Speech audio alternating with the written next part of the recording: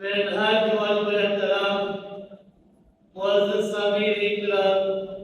السلام علیکم ورحمۃ اللہ وبرکاتہ۔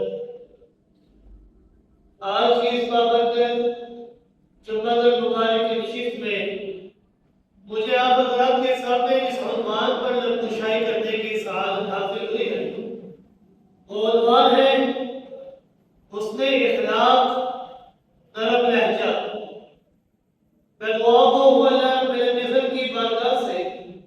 کہ رب کائنات مجھے کلمہ حق بیان کرنے کی توفیق عطا فرمائے اور بعد میں ہم سب کو اس پر صحیح معنوں میں عمل کرنے کی بھی توفیق عطا فرمائے۔ معزز سامعین کرام، اللہ رب العزت نے اس بات کو واضح کر دیا ہے کہ یہ جو دین اسلام ہے جس کو آپ نے قبول کیا ہے، لا الہ الا اللہ محمد رسول اللہ، یہ دین اسلام کے پھیلنے کی اصل اور اہم ترین وجہ یہ نبی کریم صلی اللہ علیہ وسلم کے اعلیٰ اخلاق تھا۔ آپ کا نرم مزاج، آپ کے حسن اخلاق اس دین اسلام کو پھیلانے کی اصل وجہ بنی۔ اللہ رب العزت نے واضح کرتے ہوئے ارشاد فرمایا، فَبِمَا رَحْمَةٍ مِّنَ اللَّهِ لِنتَ لَهُمْ وَلَوْ كُنْتَ فَظًّا غَلِيظَ الْقَلْبِ لَانفَضُّوا مِنْ حَوْلِكَ۔ یہ میرے محبوب پیغمبر صلی اللہ علیہ وسلم، آپ اللہ تعالیٰ کی مہربانی کی وجہ سے لوگوں کے لیے نرم دل اور اعلیٰ اخلاق والے واقع تھے۔ اگر بے فرض آپ سخت مزاج کے یا سخت زبان کے ہوتے تو لوگ آپ کے دین کو کبھی بھی قبول نہ کرتے، لوگ آپ سے دور بھاگ جاتے، آپ سے متنفر ہو جاتے۔ لیکن لوگوں کا جوک در جوک، گروہ در گروہ اس دین اسلام کو قبول کرنا، اس دین اسلام کے اندر داخل ہونا، یہ اس بات کو ثابت کرتا ہے کہ آپ ایک نرم مزاج والے اور اعلیٰ اخلاق والے، کیونکہ اگر کوئی انسان سخت مزاج والا، سخت زبان والا ہوگا تو کوئی بھی انسان اس کے پاس بیٹھنا بھی گوارا نہیں کرے۔ نرم مزاج اور اعلیٰ اخلاق والے انسان کے پاس لوگ بیٹھنا بھی پسند کرتے ہیں اور اس کی بات کو سننے کے لیے بھی وہ انتظار کرتے ہیں۔ سخت مزاج والے اور سخت زبان والے انسان سے لوگ دور بھاگ جایا کرتے ہیں۔ اللہ تعالیٰ نے اس حقیقت کو واضح کر دیا ہے کہ لوگوں کی گرویدہ ہونے کا سبب یہ نرم مزاجی اور حسن خلق ہے۔ درستی اور سخت مزاجی سے لوگ نفرت کرتے ہیں اور دور بھاگ جایا کرتے ہیں۔ دین اسلام کا بھی بالکل ابتدائی دور ہے، ابھی آغاز ہی ہوا ہے۔ حضرت ابو ذر غفاری رضی اللہ تعالیٰ کا بھائی پیغمبر کائنات صلی اللہ علیہ وسلم کے حالات اور تعلیمات کی تحقیق کے لیے مکہ مکرمہ آتا ہے، لیکن جب واپس جاتا ہے جا کر اپنے بھائی سے یوں بات کرتا ہے، رَعَيْتُهُ يَأْمُرُ بِمَكَارِمِ الْأَخْلَاقِ، کہ اے لوگوں، اے میرے بھائی، میں نے اس نبی کو دیکھا ہے کہ جو لوگوں کو اخلاق حسنہ کی تعلیم اور تدریس کیا کرتا ہے، جو اس بھی اعلیٰ اخلاق والا ہے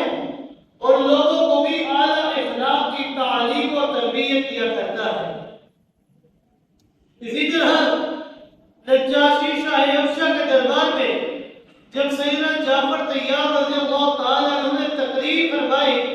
تو انہوں نے بھی اس تقریر کے اندر اسی حقیقت سے پردہ اٹھایا تھا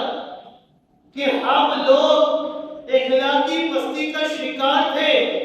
اس نبی نے آ کر ہمیں اعلیٰ اخلاق کی تعلیم دی ہے، ہمیں اس نے اخلاق کی تعلیم دی ہے۔ اسی طرح کیسر روم کے دربار میں ابو سفیان نے بحالت کفر پیغمبر کائنات صلی اللہ علیہ وسلم کے اعلیٰ اخلاق کی گواہی دیتے ہوئے فرمایا تھا، حتیٰ کہ خود اللہ تعالیٰ آپ کے اعلیٰ اخلاق کی گواہی دیتے ہوئے فرماتے ہیں، وَإِنَّكَ لَعَلَىٰ خُلُقٍ عَظِيمٍ، کہ ہم نے آپ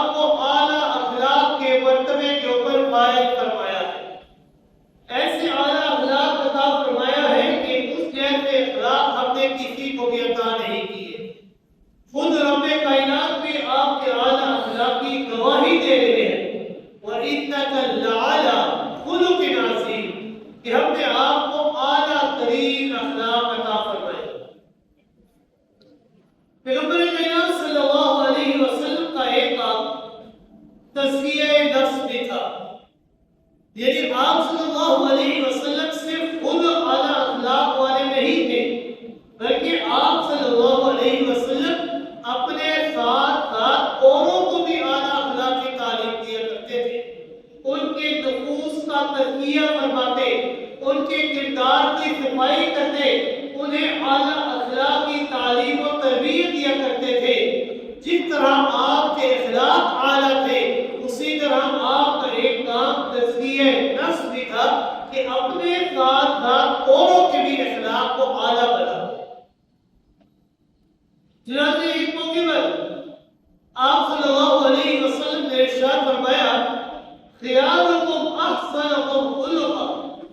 کہ تم میں سب سے اچھا تب سب سے بہترین انسان وہ ہے کہ جس کے اخلاق سب سے اچھے ہیں۔ ایک موقع پر آپ صلی اللہ علیہ وسلم نے فرمایا، ان اکمل المؤمنین ایمانا احسنهم اخلاقا، کہ تم میں سے کامل ترین انسان وہ ہے، کامل ترین مومن وہ ہے، احسنهم اخلاقا، کہ جس کے اخلاق سب سے اچھے، یعنی کامل ترین مومن ہونے کی نشانی یہ ہے کہ انسان کے اخلاق اچھے ہونے چاہیے۔ اسی طرح ایک موقع پر آپ صلی اللہ علیہ وسلم نے ارشاد فرمایا، احب عباد اللہ الی اللہ احسنهم اخلاقا، کہ اللہ کے بندوں میں سے سب سے پسندیدہ لوگ اللہ کے نزدیک وہ ہیں احسنهم اخلاقا، کہ جن کے اخلاق سب سے اچھے، کہ جو ایک دوسرے کے ساتھ اچھا برتاؤ، نرم مزاجی سے بات کرتے ہیں، سخت مزاجی نہیں لے کر جاتے، کسی کے لیے اپنے دل کے اندر برائی نہیں رکھتے، بلکہ نرم مزاجی اور اعلیٰ اخلاق بھی ایک دوسرے کے لیے رکھا کرتے،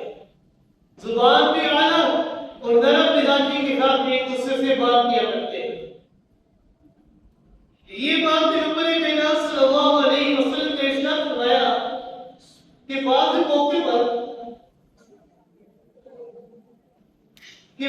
مواقع پر کفار سے جہاد اور قتال کیا جاتا ہے، اس کی مثال بالکل اسی طرح ہے کہ جس طرح انسان کے وجود کے اوپر ایک زخم آ جاتا ہے اور اب اس زخم کے کاٹنے کے اوپر وہ کوئی چارہ نہیں، کیونکہ اگر وہ زخم نہ کاٹا جائے تو انسان کے پورے وجود کے اوپر اس کے زخم کے آثار آئیں گے۔ اسی طرح جب انسان کی فاضل مادہ کو نکالتا ہے تاکہ انسان کا باقی عضو، باقی جسم صحیح سلامت رہے، بالکل اسی طرح جہاد اور قتال ہے کہ اگر انسان کو جہاں پر جہاد اور قتال کی ضرورت پڑے وہاں پر جہاد اور قتال کیا جاتا ہے، لیکن اس کے برعکس دین اسلام نے سب سے زیادہ زور اعلیٰ اخلاق اور دین اسلام کے اوپر دیا کہ لوگ نرم مزاجی کے ذریعے ایک دوسرے کے دین کے اوپر غالب ہو جاتے ہیں۔ اگر آپ لوگ غور و فکر فرمائیں تو شریعت اسلامیہ کے اندر مسلمان وہی شخص کہلاتا ہے کہ جو اپنی مرضی سے، اپنی رضا سے، اپنی رغبت کے ساتھ دین اسلام کی حقانیت کو قبول کرے۔ جو شخص کسی لالچ یا خوف کی بنیاد پر دین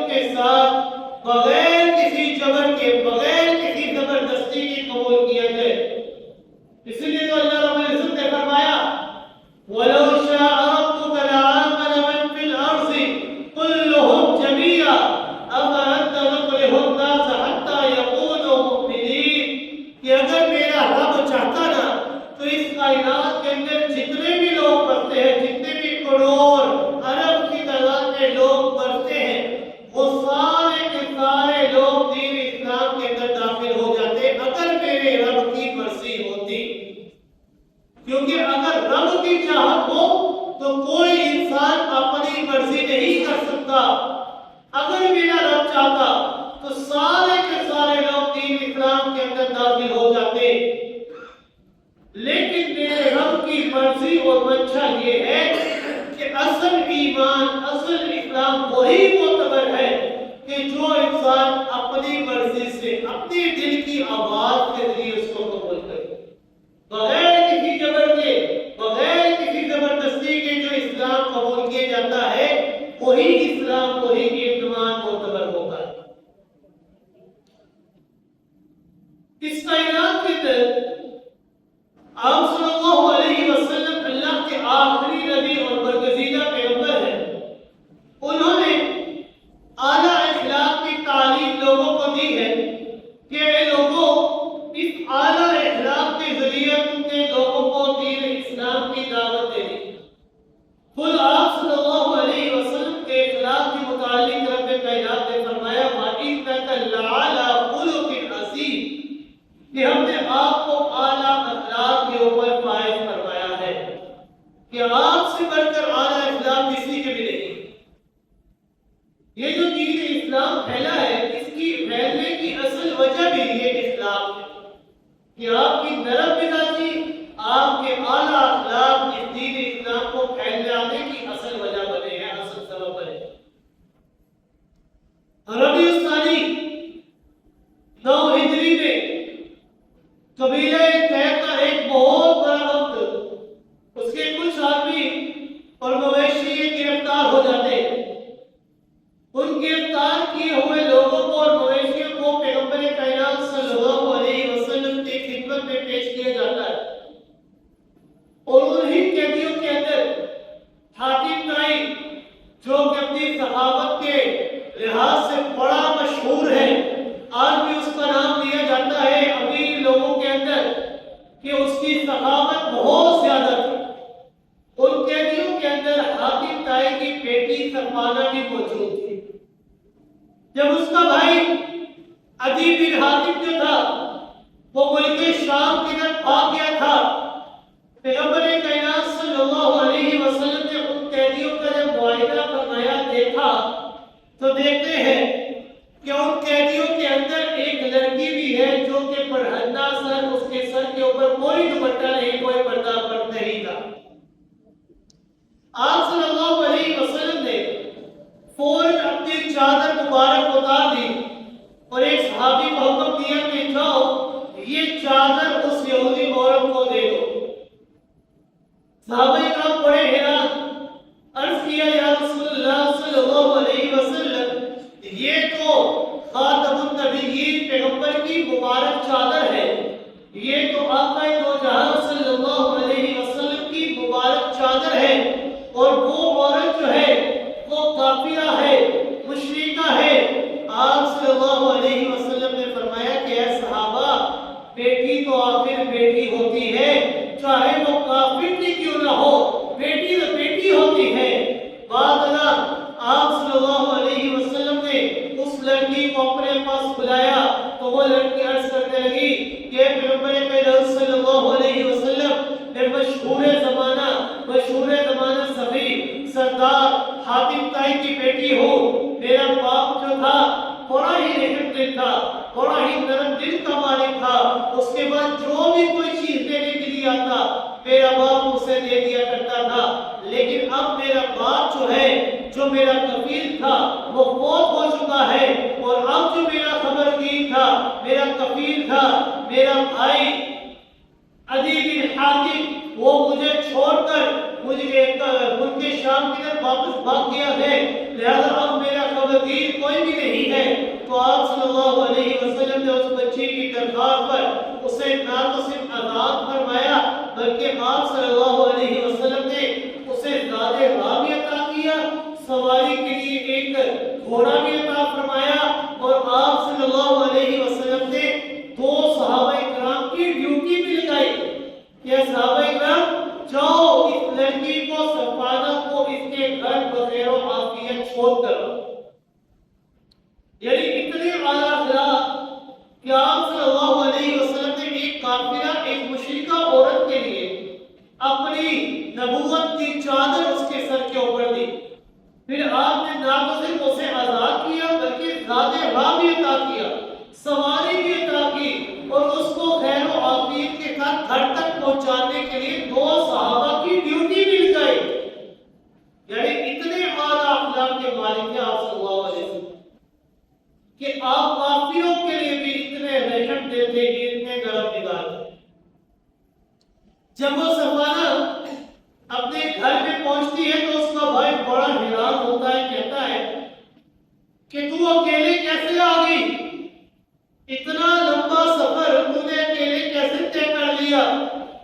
تو سفانہ اپنے بھائی سے کہتی ہے کہ میں اکیلی نہیں آئی، بلکہ خاتم النبیین پیغمبر نے میرے ساتھ 2 صحابہ کی ڈیوٹی لگائی اور مجھے یہاں پر انہوں نے خیر و عافیت کے ساتھ پہنچایا ہے۔ ان کا بھائی عدی بن حاتم بڑا حیران ہوا، بڑا پریشان ہوا، کہنے لگا کہ سفانہ تو نے غیروں کے ساتھ اتنا لمبا سفر طے کیا ہے، اس راستے کے اندر دن بھی تھے راتیں بھی تھے، اب ان غیروں کے ہاتھوں میں تیری عزت نفس کس طرح محفوظ رہی، یہ ہمیں کس طرح گارنٹی ملے گی کہ تیری عزت نفس ان کے ہاتھوں میں محفوظ رہی؟ اب سفانہ نے جواب دیا کہ اے میرے بھائی عدی بن حاتم، قسم ہے اس ذات کی کہ جس کے قبضہ قدرت میں میری جان ہے، تیری اتنی بڑی حویلی کی 4 دیواروں کے اندر میری عزت نفس اتنی محفوظ نہیں ہے جتنی محمد رسول اللہ صلی اللہ علیہ وسلم کے صحابہ کے ہاتھوں میں محفوظ تھی۔ یعنی اس حویلی کے اندر میری عزت نفس اتنی محفوظ نہیں جتنی ان 2 صحابہ کے ہاتھوں میں میری عزت نفس محفوظ تھی۔ بعد میں جب سفانہ نے سارا واقعہ، سارا ماجرا اپنے بھائی کو بتایا تو سفانہ نے اپنے بھائی کو اس بات کے اوپر راضی کیا کہ آؤ میرے بھائی، ہم دونوں پیغمبر کائنات صلی اللہ علیہ وسلم کی خدمت میں حاضر ہوتے ہیں اور جا کر دین اسلام کو قبول کر لیتے ہیں، کیونکہ دین اسلام جیسا اور کوئی دین نہیں ہے۔ تو اس واقعے سے ہمیں کیا پتہ چلتا ہے کہ دین اسلام کے پھیلنے کا اصل سبب، اصل وجہ یہ نرم مزاجی اور اعلیٰ اخلاق۔ خود آپ صلی اللہ علیہ وسلم نے صحابہ کو نرم مزاجی اور اعلیٰ اخلاق کی تعلیم دی، حتیٰ کہ فتح مکہ کے موقع پر آپ صلی اللہ علیہ وسلم نے جہاں پر وقف عام کا اعلان کیا کہ جہاں پر سارا قریش کا طبقہ آپ کے سامنے موجود تھا، آپ نے ان قریش کے لوگوں سے سوال کیا کہ اے لوگوں، تمہارے ساتھ کیا معاملہ کرنا چاہیے؟ کسی نے کہا کہ آپ ہمیں معاف کر دے، کسی نے کہا آپ ہمیں مکہ سے در بدل کر دے، کسی نے کہا، یہاں تک کہا کہ آپ ہمارے ساتھ ہمارے والا معاملہ نہ کریں، بلکہ جو معاملہ آپ کو اچھا لگتا ہے آپ وہ کریں۔ آپ صلی اللہ علیہ وسلم نے وقف عام کا اعلان کیا کہ اے لوگوں، آج کے دن میں نے تمام لوگوں کو معاف کر دیا ہے فتح مکہ کے موقع پر، لیکن فتح مکہ کے موقع پر جہاں پر آپ نے وقف عام کا اعلان کیا، تمام لوگوں کو معاف کر دیا، وہاں پر چند خاص قسم کے مجرمین ایسے بھی تھے کہ جن کے متعلق یہ حکم ہوا تھا کہ وہ لوگ جہاں پر بھی نظر آ جائے ان کو قتل کر دیا جائے۔ انہی لوگوں میں سے ایک شخص وہ بھی تھا جن کا نام تھا وحشی بن حرب، کہ وہ وحشی بن حرب کہ جس نے جنگ احد میں پیغمبر کائنات صلی اللہ علیہ وسلم کے چچا حضرت حمزہ رضی اللہ تعالی جو کہ سید الشہداء ہے، ان کو بڑی ہی بے دردی کے ساتھ شہید کیا۔ اس وحشی بن حرب نے صرف شہید کرنے پر اکتفا نہیں کیا، بلکہ اس نے آپ کے چہرے کا مسئلہ بھی کر دیا، آپ کے چہرے کو بگاڑ بھی دیا، ناک، کان، ہونٹ، آنکھیں، ان تمام چیزوں کو کاٹ دیا، حتیٰ کہ چہرے کے اوپر اتنی ضربیں لگائی کہ شناخت بھی بہت مشکل ہو چکی تھی۔ صرف اتنی پر اس نے رکا نہیں، بلکہ اس نے حضرت حمزہ رضی اللہ تعالیٰ عنہ کا پیٹ صاف کر کے ان کے اعضائے رضیہ باہر نکال کر ان کو بھی ٹکڑے ٹکڑے کر دیا۔ آپ صلی اللہ علیہ وسلم نے فتح مکہ کے موقع پر جہاں پر وقف عام کا اعلان کیا کہ میں نے تمام لوگوں کو معاف کر دیا، انہی لوگوں میں ایک وحشی بن حرب بھی تھا کہ جس کے متعلق یہ حکم تھا کہ جہاں پر بھی کسی کو نظر آئے اس کو مار دیا جائے۔ لڑائی کے بعد جب پیغمبر کائنات صلی اللہ علیہ وسلم نے اپنے چچا کی لاش مبارک دیکھی تو بے اختیار آنکھوں سے آنسو جاری ہو۔ آپ صلی اللہ علیہ وسلم نے یہاں تک فرمایا کہ اگر اللہ نے مجھے کافروں کے اوپر غلبہ دیا، اگر اللہ نے مجھے کافروں کافروں کے اوپر غلبہ دیا تو میں حضرت حمزہ رضی اللہ تعالیٰ عنہ کے بدلے کے اندر 70 کافروں کو قتل کر دوں گا۔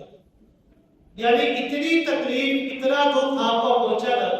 کہ آپ نے یہاں جو فرمایا کہ اگر مجھے کافروں کے اوپر غلبہ ملا تو میں ایک حضرت حمزہ کے بدلے میں 70 کافروں کو قتل کروں گا۔ پیغمبر کائنات صلی اللہ علیہ وسلم کو اتنی اذیت دینے والا وحشی بن حرب فتح مکہ کے موقع پر مکہ سے بھاگ نکلنے میں کامیاب ہو گیا، لیکن کچھ عرصے کے بعد جب اس کے اوپر میں دین اسلام کی حقانیت ظاہر ہوئی، اس نے پیغام بھیجا کہ میں دین اسلام کی حقانیت کو جان چکا ہوں، اب میں دین اسلام کو قبول کرنا چاہتا ہوں۔ صحابہ اکرام نے سوال کیا، یا رسول اللہ صلی اللہ علیہ وسلم آپ اس وحشی بن حرب کے متعلق آپ کی کیا رائے ہے؟ تو آپ صلی اللہ علیہ وسلم کے اعلیٰ اخلاق اتنے بلند تھے، اتنے نرم مزاج تھے، آپ اتنے اعلیٰ اخلاق والے تھے کہ آپ صلی اللہ علیہ وسلم نے ارشاد فرمایا، دعوت فالاسلام رجل واحد احب الی من قتل 1000 کافر۔ کہ آپ صلی اللہ علیہ وسلم نے فرمایا کہ اس وحشی بن حرب کو مسلمان ہونے کے لیے دعوت دے دو کہ وہ آ کر دین اسلام کو قبول کر لے، کیونکہ آپ صلی اللہ علیہ وسلم نے فرمایا فالاسلام رجل واحد، ایک بندے کا دین اسلام کو قبول کر لینا میرے نزدیک 1000 کافروں کے قتل سے بہتر ہے۔ کہ میں ایک طرف 1000 کافروں کو قتل کروں اور دوسری طرف ایک بندہ دین اسلام کو قبول کر لے، میرے نزدیک وہ بندہ زیادہ بہتر ہے جو دین اسلام کو قبول کرے۔ لہذا اس وحشی بن حرب کو بلاؤ، وہ آئے اور آ کر دعوت اسلام کو قبول کر لے، دین اسلام کے اندر داخل ہو۔ آپ صلی اللہ علیہ وسلم نے یہاں تک فرمایا تھا کہ میں حضرت حمزہ کے بدلے میں 70 کافروں کو قتل کروں گا، لیکن حضرت حمزہ رضی اللہ تعالیٰ کے قتل کرنے والا شخص جب اس نے دین اسلام کو قبول کر لیا تو آپ نے فرمایا میرے نزدیک 1000 بندوں کے قتل سے بہتر ہے کہ ایک بندہ دین اسلام کو قبول کرے۔ آپ صلی اللہ علیہ وسلم کے بعد وحشی بن حرب آیا، آ کر اس نے دین اسلام کو قبول کر لیا تو آپ صلی اللہ علیہ وسلم نے فرمایا کہ وحشی بن حرب تو مسلمان تو ہو چکا ہے، دین اسلام کو قبول کر چکا ہے، لیکن اگر ہو سکے تو کوشش یہ کرنا کہ آپ میرے سامنے زیادہ نہ آئیں، کیونکہ جب بھی میں آپ کو دیکھتا ہوں تو آپ کو دیکھتے ہوئے مجھے میرے چچا حضرت حمزہ کی یاد آتی ہے۔ دین اسلام کو قبول کر لیا لیکن کوشش کرنا زیادہ میرے سامنے نہ آنا، کیونکہ آپ کو دیکھ کر مجھے میرے چچا کی یاد آتی ہے۔ تو اس واقعے سے کیا ثابت ہوتا ہے کہ یہ جو دین اسلام پھیلا ہے، اس دین اسلام کے پھیلنے کا اصل سبب، اصل وجہ یہ آپ صلی اللہ علیہ وسلم کے اعلیٰ اخلاق اور نرم مزاج ہے۔ دین اسلام کی قبول جو کیا ہے لوگوں نے، لوگ چوک در چوک، گروہ در گروہ اس دین اسلام کے اندر داخل ہوئے ہیں، اس کی اصل وجہ آپ صلی اللہ علیہ وسلم کے اعلیٰ اخلاق، آپ کا نرم رویہ، نرم مزاج، نرم زبان، اس کی وجہ سے لوگ چوک در چوک دین اسلام کے اندر داخل۔ اللہ رب العزت نے مثال میں فرمایا، اے میرے محبوب عمر صلی اللہ علیہ وسلم، اگر بالفرض آپ سخت مزاج کے ہوتے، آپ سخت لہجے والے ہوتے تو لوگ آپ کی دعوت کو کبھی بھی قبول نہ کرتے، کیونکہ لوگوں کا مزاج ہی ایسا ہے، اگر کوئی بندہ ان کے سامنے سختی کے ساتھ پیش آتا ہے، سخت زبان استعمال کرتا ہے، تو لوگ ایسے بندے سے دور جانا زیادہ بہتر سمجھتے ہیں بنسبت اس کے وہاں بیٹھنے کے۔ اور اس کے برخلاف جو بندہ نرم مزاج والا، نرم زبان والا اور اعلیٰ اخلاق والا ہوتا ہے، لوگ کوشش کرتے ہیں کہ ہم ایسے بندے کے پاس بیٹھے، ایسے بندے کی دعوت کو سنیں، ایسے بندے کی باتوں کو سنیں، کیونکہ اس کی باتوں کو سن کر لوگوں کے دل کے اندر بھی اعلیٰ اخلاق پیدا ہو جاتے ہیں۔ اس دین اسلام کے پھیلنے کی اصل وجہ بھی آپ صلی اللہ علیہ وسلم کے اعلیٰ بہت سارے ایسے واقعات جو نہ ہوئے کہ جن پہ یہ ثابت ہوتا ہے کہ یہ جو دین اسلام پھیلا ہے اس کی اصل وجہ یہ آپ صلی اللہ علیہ وسلم کے اعلیٰ اخلاق اور کامل تعلیم و تربیت ہے۔ کیونکہ آپ صلی اللہ علیہ وسلم صرف خود اعلیٰ اخلاق والے نہیں تھے، بلکہ آپ صلی اللہ علیہ وسلم کی ایک صفت تزکیہ نفس بھی تھا کہ جس طرح آپ خود نرم مزاج اور اعلیٰ اخلاق والے تھے، اسی طرح آپ دوسرے لوگوں کو بھی یہ تعلیم و تربیت دیا کرتے تھے، ان کے نفوس کا تزکیہ کرتے تھے کہ اے لوگوں، اگر کوئی تمہارے ساتھ برا معاملہ کر بھی دے تو پھر بھی تم کوشش کرو اس کو برداشت کرو، اس کو برائی کا برائی کے ساتھ جواب نہ دو بلکہ اچھائی کے ساتھ جواب دو، کیونکہ ایک دفعہ تم جب اچھائی کے ساتھ جواب دو گے ہو سکتا ہے کہ بعد میں وہی انسان تمہاری اس اچھائی اور اس اچھے رویے سے تمہارا قائل ہو،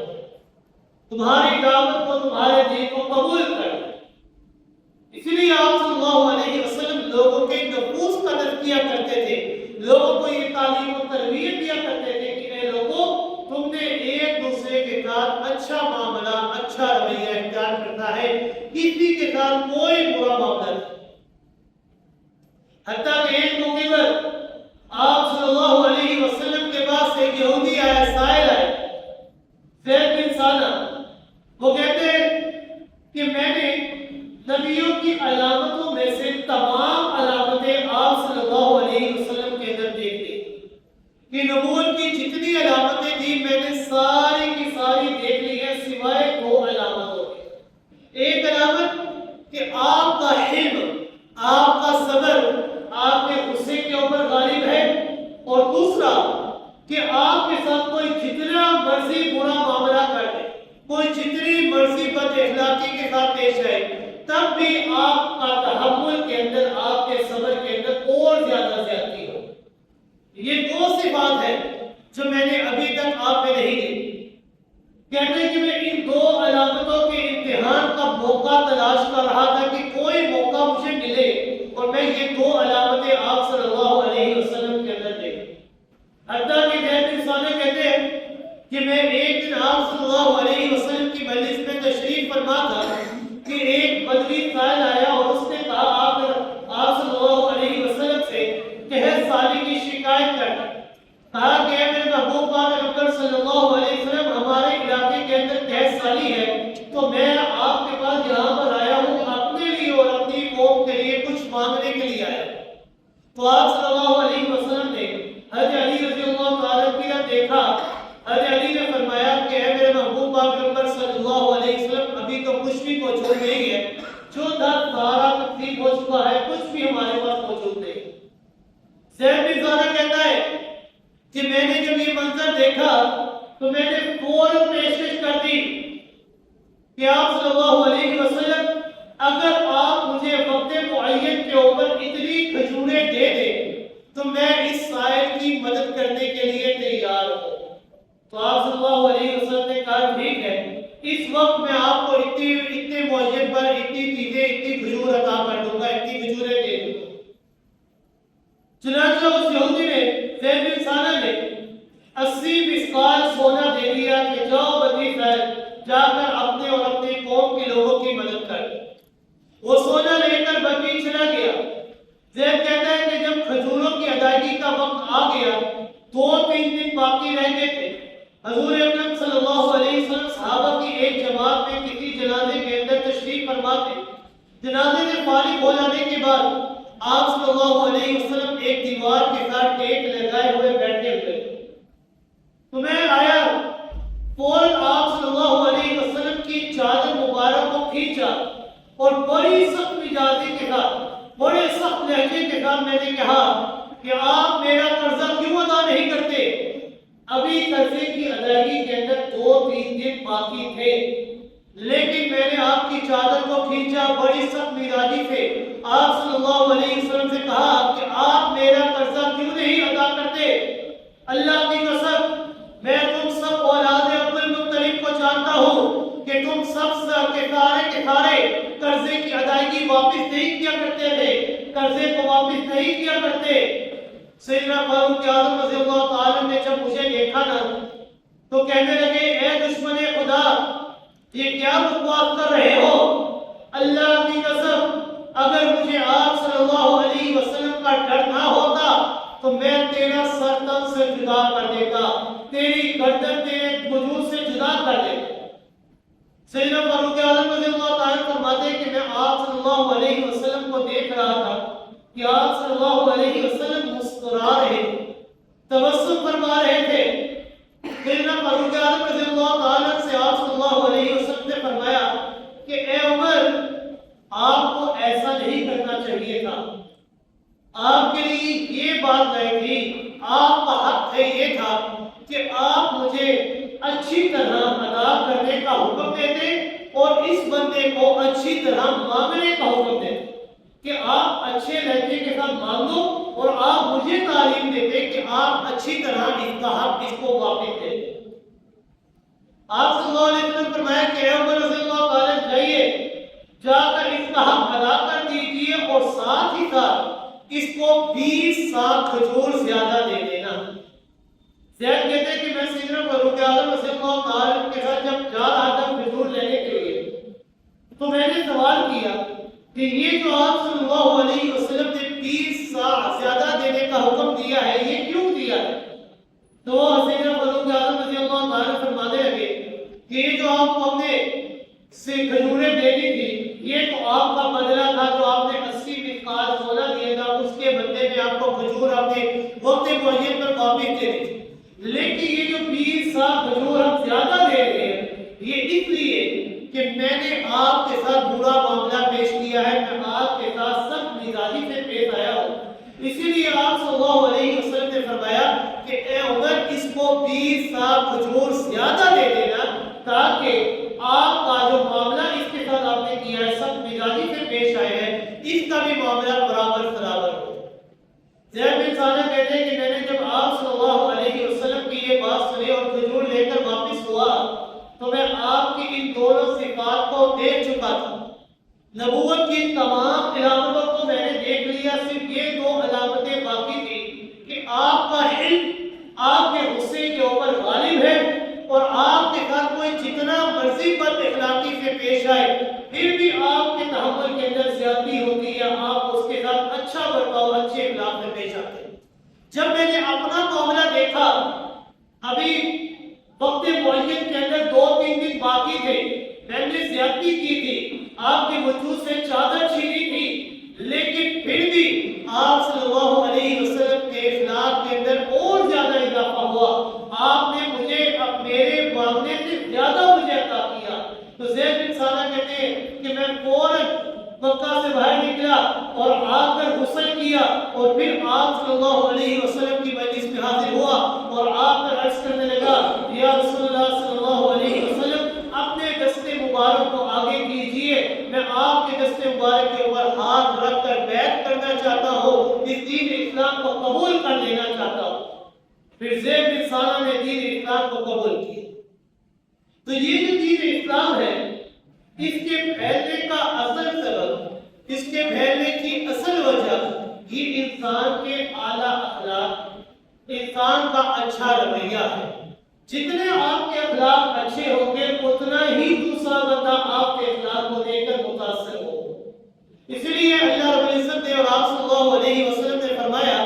ان اکمل المؤمنین ایمانا احسنهم اخلاقا،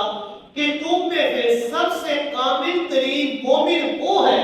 کہ جس کے اخلاق سب سے اچھے، جس کے اخلاق سب سے اچھے ہوں گے، کامل ترین ایمان والا ہی وہی انسان ہوگا، کیونکہ ہمارا رب یہ رحمان ہے اور یہ جو رحم کا لفظ ہے یہ رحمان سے نکلا ہے۔ اللہ رب العزت خود رحمان ہے اور رحم کرنے والے کو پسند کرتے ہیں۔ جس طرح ہم لوگ اللہ کی نافرمانی کرتے ہیں، نماز کا وقت آ گیا نماز ادا نہیں کرتے، کسی چیز کا حکم آ گیا ہم نہیں ادا کرتے، لیکن پھر بھی اللہ رب العزت نے ہمارے اوپر ہمارے رزق کو بند نہیں کیا، پھر بھی اللہ رب العزت ہمارے لیے ہر چیز ہمیں عطا کرتے ہیں، جو ہم اللہ سے مانگے ہمیں اللہ عطا کرتے ہیں۔ تو بالکل اسی طرح اللہ رب العزت ہمیں حکم دے رہے کہ اے لوگوں یہ جو رحم کا تعلق ہے یہ رحمان کے ساتھ ہے، جس طرح میں اللہ تمہیں معاف کر دیتا ہوں اسی اسی طرح جب بھی تم لوگوں کو معاف کرو گے میں اللہ تم سے اور زیادہ محبت کروں گا. اسی لیے اللہ رب العزت نے فرمایا اللہم انک عفو تحب العفو فاعف عنا یا غفور. اللہ رب العزت توبہ کرنے والے کو معاف کرنے والے کو زیادہ پسند کرتے ہیں. اسی لیے آپ صلی اللہ علیہ وسلم بار بار حکم دیتے تھے کہ اے لوگوں اپنے اخلاق کو اعلیٰ کرو, ایک دوسرے کو معاف کرنا سیکھو, کیونکہ جب تم لوگوں کو معاف کرو گے تو خود اللہ